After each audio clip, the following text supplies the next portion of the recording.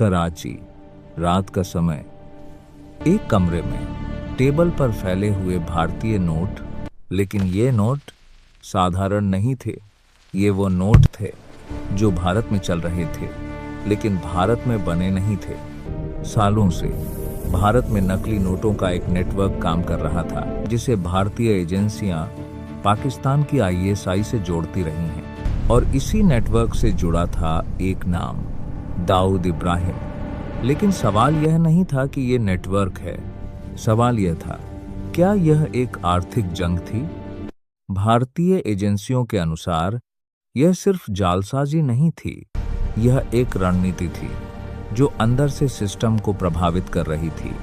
इसका इस्तेमाल आतंकवाद की फंडिंग में भी किया गया और धीरे धीरे यह पैसा पूरे बाजार में फैलने लगा। 2010 के बाद कई मामलों में इसके तार सीमा पार से जुड़े पाए गए, लेकिन इस समस्या का समाधान आसान नहीं था, क्योंकि हमला सीधे नहीं, अंदर से हो रहा था।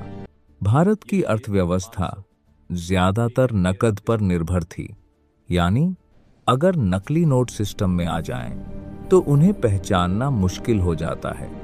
यह एक ऐसा सिस्टम था जहां असली और नकली एक साथ घूम रहे थे, और यही वह कमजोरी थी जिसका फायदा बार बार उठाया जा रहा था।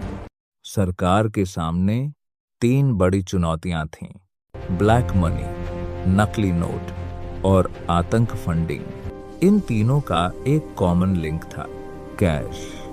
सालों से इस पर चर्चा हो रही थी, लेकिन कोई बड़ा कदम नहीं उठाया गया। लेकिन अब दबाव बढ़ चुका था। अब समय था एक असाधारण फैसले का। 2014 के बाद कुछ बड़े कदम उठाए गए।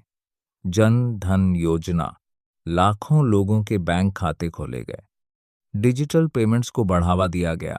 धीरे धीरे देश को एक नए सिस्टम के लिए तैयार किया जा रहा था, लेकिन बाहर से देखने पर सब कुछ सामान्य लग रहा था। असल तैयारी शायद अंदर ही अंदर चल रही थी।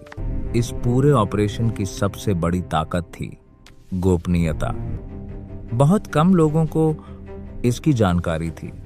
नई करेंसी की डिजाइनिंग, प्रिंटिंग और सप्लाई, सब कुछ सीमित दायरे में किया गया। यह सुनिश्चित किया गया कि जानकारी कहीं लीक न हो, क्योंकि अगर ऐसा होता तो पूरा उद्देश्य खत्म हो जाता।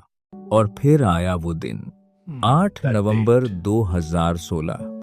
शाम का समय, सब कुछ सामान्य था, लेकिन कुछ ही मिनटों में सब बदलने वाला था। रात 8 बजे प्रधानमंत्री राष्ट्र के सामने आए।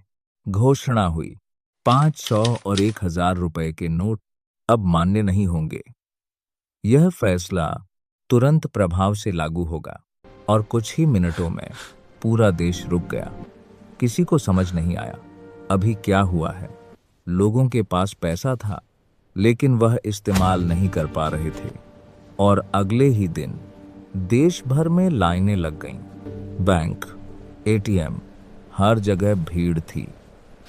कुछ लोगों ने इसे देश के लिए जरूरी कदम कहा, तो कुछ लोगों ने इसे बहुत कठिन फैसला बताया। देश 2 हिस्सों में बंट गया। सबसे बड़ी चुनौती थी नई करेंसी उपलब्ध कराना। एटीएम मशीनों को नए नोटों के हिसाब से बदलना पड़ा। बैंक कर्मचारियों पर भारी दबाव था। दिन रात काम जारी था। ग्रामीण इलाकों में स्थिति और कठिन थी, जहां बैंकिंग सुविधाएं सीमित थीं। लेकिन धीरे धीरे सिस्टम बदलने लगा। नया सिस्टम धीरे धीरे बन रहा था, लेकिन सवाल खत्म नहीं हुए।